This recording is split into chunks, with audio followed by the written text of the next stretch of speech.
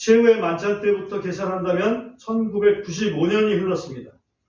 앞으로 5년만 있으면 2000년이 됩니다. 2000년이 채워집니다.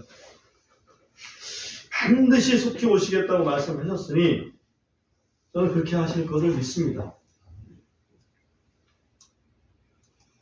사람들의 말은 다 믿을 수 없지만 주님은 하나님이시잖아요. 그죠? 하나님의 아들이시고 사람의 아들로 오신 하나님이시기 때문에 그분의 말씀은 틀릴 수가 없습니다. 그렇다면 우리가 아는 상식하고 왜 이렇게 차이가 날까? 2000년이 돼가는데도 아직 안 오신다. 그걸 어떻게 믿으란 얘기냐? 근데 성경에서 그걸 답하고 있죠? 뭐라고? 그렇죠. 베드로후서 3장 8절에 보면 죽기에는 1000년이 하루 같고 하루가 1000년 같음을 알라. 그렇게 베드로 사도가 재림을 기다리는 우리 성도들을 향해서 그렇게 말씀을 해 주셨습니다. 결국 앞으로 5년이 있다면, 앞으로 5년이 지난다면 하나님의 시간 기준으로 만 이틀이 지나는 때가 됩니다. 그죠? 만 이틀. 그러면 제3일에는 항상 큰 일을 행하시죠. 제3일에 큰 일을 행하십니다. 예수님 부활도 제3일에 부활하시죠. 또 제3일에 한 일은 많이 있습니다. 우리가 전에도 제3일 호렙산 시내산에서 하나님 말씀을 받을 때, 그죠? 제3일 그때 당시에 출애굽한 지 오순절 딱 되는 날, 그때 시내산에서 말씀을 주시잖아요. 그와 같이 제3일에 항상 큰 일을 하시는 분이기 때문에 기대를 하고 있습니다. 이 허황된 기대는 아니라고 저는 생각합니다. 특별히 오늘 계시록 22장을 봤는데요. 계시록 22장에서 20절에만 반드시 내가 속히 가노라만 있는 게 아니에요. 그 22장 우리 짧은 구절에서 7절에 보시면 보라 내가 속히 가노니, 그죠? 속히 간다 이 말이죠. 속히 온다. 12절에도 보면 보라 내가 속히 가노니, 그렇죠? 이 짧은 구절에서 3번이나 지금 말씀을 하고 계시는 거죠. 주님의 재림을 믿는 사람들과 믿지 않는 사람들의 차이는 무엇일까? 한번 생각해 볼 필요 있죠? 주님의 재림을 믿는 사람들과 믿지 않는 사람들의 차이는 무엇일까? 삶의 모습이 어떨까? 11절에서 그 모습을 보여줍니다.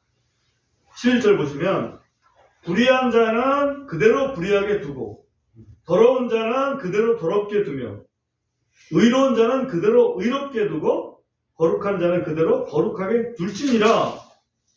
이게 참 신기하죠? 좀 불의한 사람은 좀 불의를 돌이키게 만들어서 의롭게 살으라고 하고 그래야 맞잖아요, 그죠? 더러운 사람은 좀 회개하고 좀 깨끗하게 살라고 하고 막 그래야 되는데 그대로 들어와야겠네. 이게 무슨 의미일까? 그대로 두라니. 계속 그 상태로 머무는 걸 그대로 두라는 얘기거든요. 그 얘기는 아무리 생각을 해도 시간이 없다는 거예요. 시간이 더 이상 돌이킬 시간이 없다는 겁니다. 그러니 우리가 예수 믿게 된 게 얼마나 이거 참 우리만 잘 믿어서 이게 될까 모르지만 얼마나 참 대단한 일인가, 대단한 은혜인가 하는 그런 생각이 듭니다.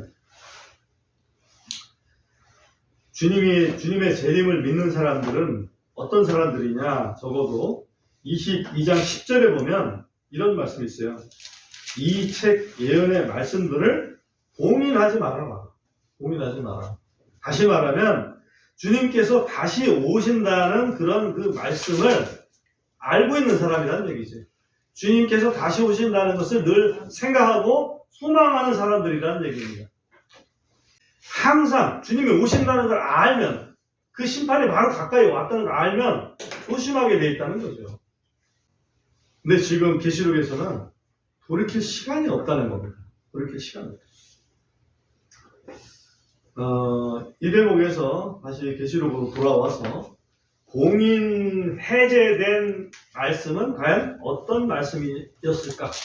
봉인 해제된 말씀은 어떤 말씀이었을까? 뭐가 봉인 해제시켰다는 얘기인가? 라고 본다면 우리가 잘 알지만 7 봉인으로 감춰졌었잖아요. 뭐가? 하나님의 심판이. 그 하나님의 심판이 언제 나오냐면 교회 시대의 끝에 나온다. 근데 그 어떤 심판이 나오느냐, 심판의 그 모습이 어떠냐, 교회 시대의 끝이 어떠냐 라고 말씀하시는데, 그 부분이 계시록의 앞부분을 요약해서 본다면, 몇 가지만 말씀드리면, 교회 시대의 끝이 되면 거짓 평화 시스템이 구축될 것이다. 거짓 평화 시스템이 구축된다. 이게. 평화로워. 지금 우리나라는 굉장히 불안하잖아요. 그죠? 굉장히 불안합니다. 근데 세계적으로는 평화 시스템이 구축될 것이다. 그럼에도 불구하고 그 다음에는 전쟁이 반드시 일어난다. 그리고 거기에 이어서 자연재해, 기근이라든지 역병이라든지 이런 것들이 만연할 것이다. 잘 알죠, 이거는? 거기에 한 가지 더 추가하는 것이 뭐냐면 이스라엘의 민족적인 회개가 있을 것이다.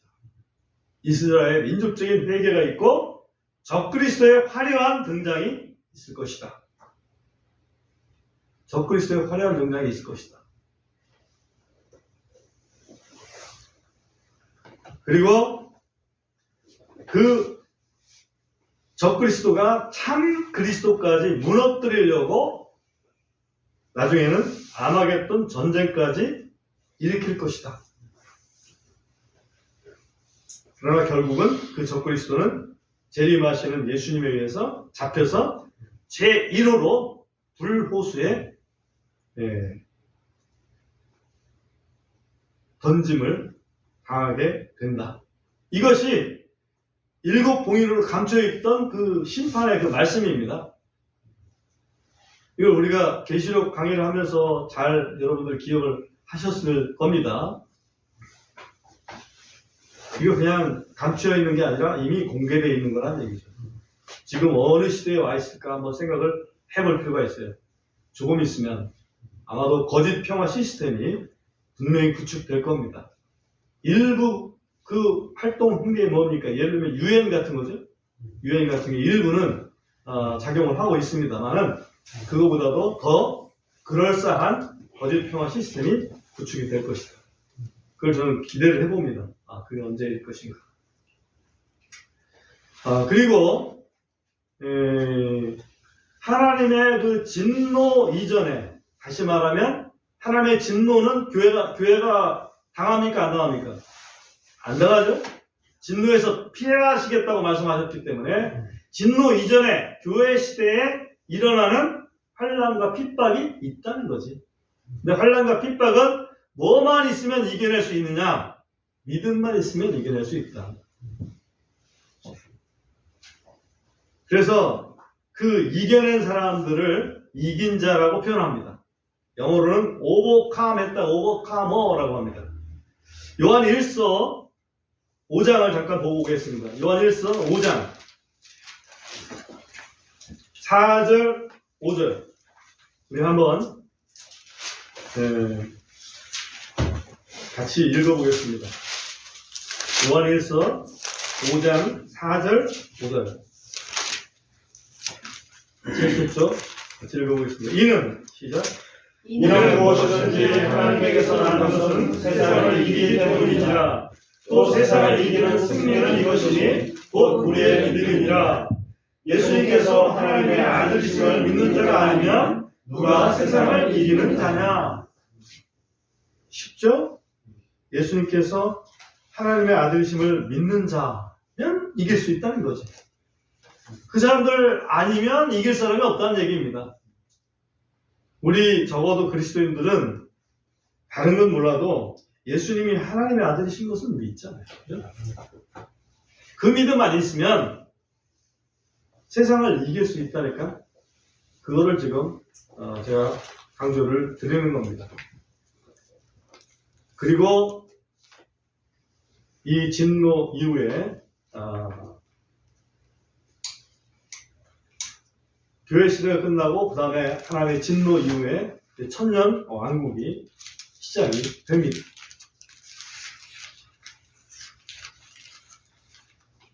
문제는 이 하나님의 나라에 동참할 수 없는 그런 사람들은 어떤 사람들인가 라는 것을 계시록에서 한 번 더 강조를 하고 있는데, 계시록 후반에 우리가 22장 읽었지 않습니까? 21장에서 21장 8절에 보면 여러 리스트가 나옵니다. 그걸 잠깐 좀 보겠습니다. 계시록 21장 8절 보면 그러나 두려워하는 자들과 믿지 않는 자들과 가증한 자들과 살인자들과 호색꾼들과 마술사들과 우상 숭배자들과 모든 거짓말쟁이들은 불과 유황으로 타는 호수에서 자기 몫을 받으리니 이것이 둘째 사망이다. 여기에 죄목들이 한 8가지가 등장을 합니다. 두려워하는 자들. 이 두려워하는 자들이라는 것은 하나님을 두려워하는 자들이 아니라 사실은 사람을 두려워하는 자들을 의미합니다. 또 불신자들은, 당연히 믿지 않는 자들은 그리스도의 복음 진리를 믿지 않는 자들을 얘기하는 거죠. 잘 보세요. 가증한 자들. 어떤 사람을 하나님께서 가증하게 여기시냐면 우상 숭배를 주도하는 사람들을 굉장히 가증하게 여기십니다. 또 살인자들, 여러분 보십시오. 우리가 살인한 사람은 다 구원 못 받습니까? 아니죠. 그 얘기가 아닙니다. 여기 보면 적어도 그리스도인들을 처단한 자들이 아닐까 하는 생각을 합니다. 왜냐하면 그리스도인들을 처단한다니 그리스도를 완전히 적으로 여기는 그런 살인자들을 이야기합니다. 돌이키지 않은 호색꾼들, 겉으로는 구원 하는데 속으로는 그 자유를 완전히 방종으로 해가지고 육체가 하는 것은 다 괜찮아 라고 하는 그런 잘못된 그 신앙이 있습니다. 소위 영지주의라고 그러죠. 그런 것들을 얘기하는 거죠. 마술사들, 그런데 우리가 마술한다 이렇게 이 마술이 아니고 실제로는 마법이죠. 다른 신의 어떤 그 힘으로 해서 예를 들면 거짓 구원을 약속한다든지 그런 것을 얘기합니다. 그래서 마법사들은 신기한 일들을 하긴 하는데 그 신기한 일들이 구원과는 사실은 아무 상관없어요. 하나님과도 상관이 없어요. 그래서 많은 사람들을 유혹합니다. 그런 것을 여기서 얘기하는 거지. 내가 마술 기술 가지고 있어가지고 밤무대에서 예를 들어서 돈을 벌었다. 그거 가지고 얘기하는 게 아니라고. 그 다음에 우상숭배자들, 하나님 제일 미워하시는 것 중에 하나가 우상숭배예요. 강조를 여러 번 합니다만. 그 다음에 모든 거짓말을 하는 자들, 뭐가 거짓말일까요? 예수님이 그리스도가 아니라고 얘기하는 게 거짓말이라고 요한일서에서 분명하게 말씀을 하고 있습니다. 그러니까 내가 아침 먹었어? 아니 안 먹었는데 먹었다고 창피해서 먹었다고 얘기했다고 치자. 거짓말했죠? 그걸 얘기하는 게 아닙니다. 여기의 거짓말은 예수님을 그리스도라고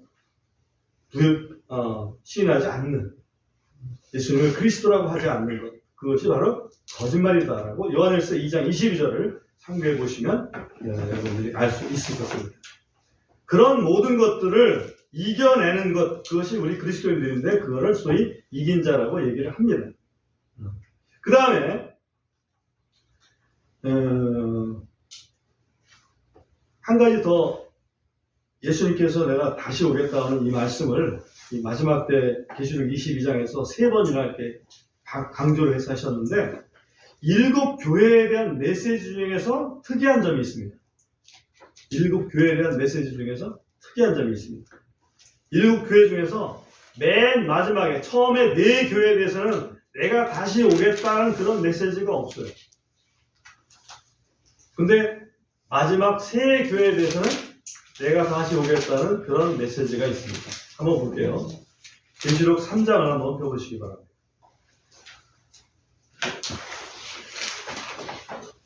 계시록 3장.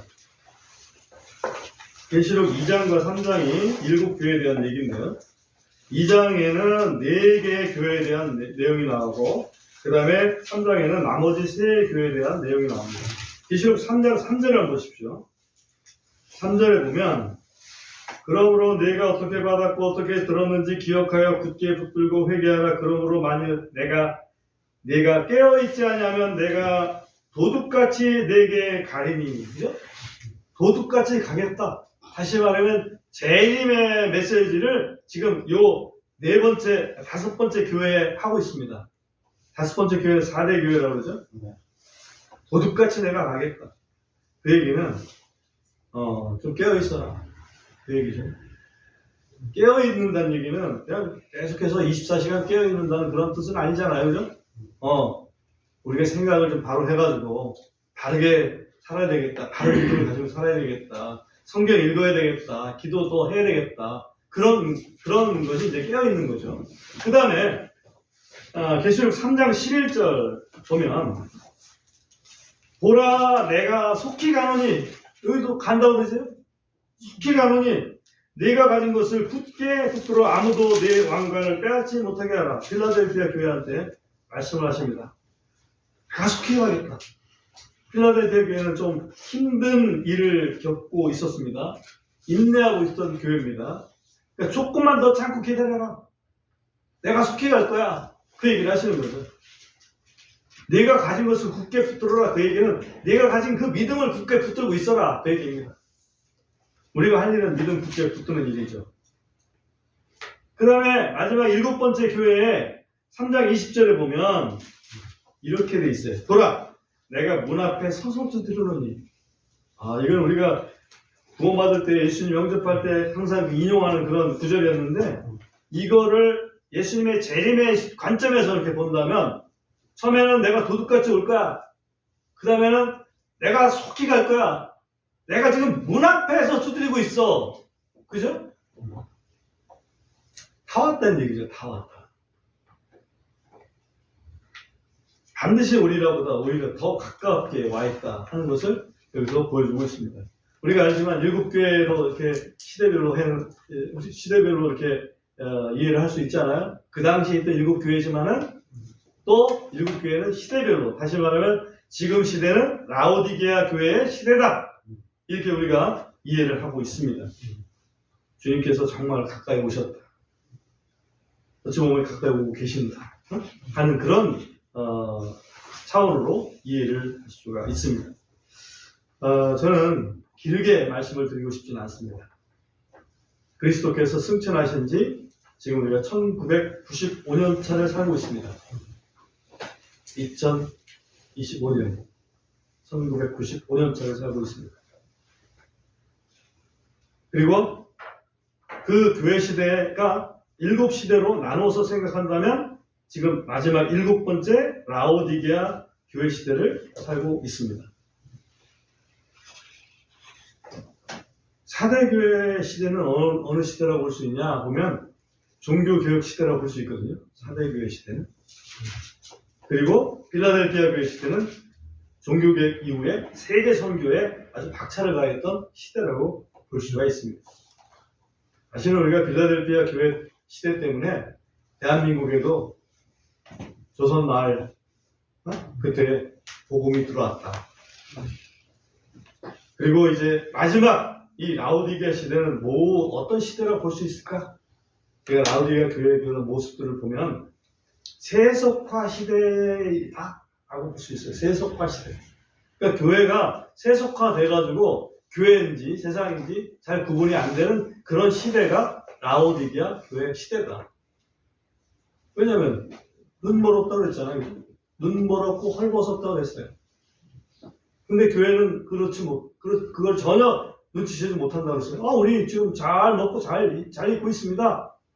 염려 없습니다. 라고 얘기하지 않습니까? 근데 주님께서 말씀하시기를 아니야. 내가 볼 때는 너희들이 지금 헐벗고 있어. 눈 멀고 있어. 그런 얘기를 하셨잖아요. 그죠?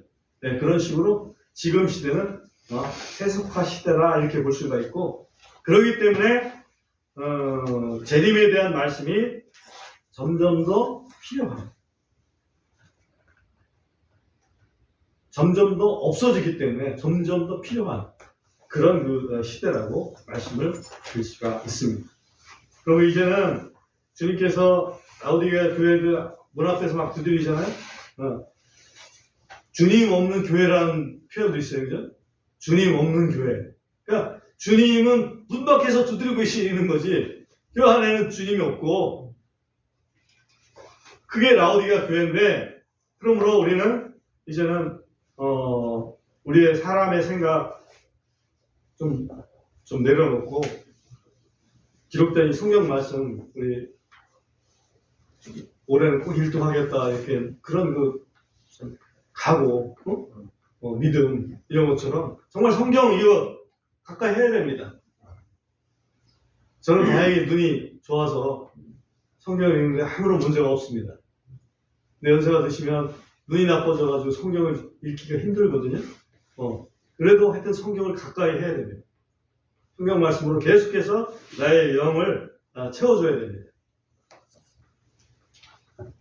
그리고 내 힘으로 안 되지 않아요. 내 힘으로 안 됩니다. 우리가 누가 함께 계십니까? 성령님께서 함께 계십니다. 그러니까 이 말씀 중심으로 또 성령 중심으로 우리가 돌아가야겠다. 그게 주님의 어떤 재림이라는 그 엄연한 그 사실, 그거를 아는 사람, 또 믿는 사람으로서의 마땅한 태도 아니겠느냐, 그런 생각을 합니다. 아멘.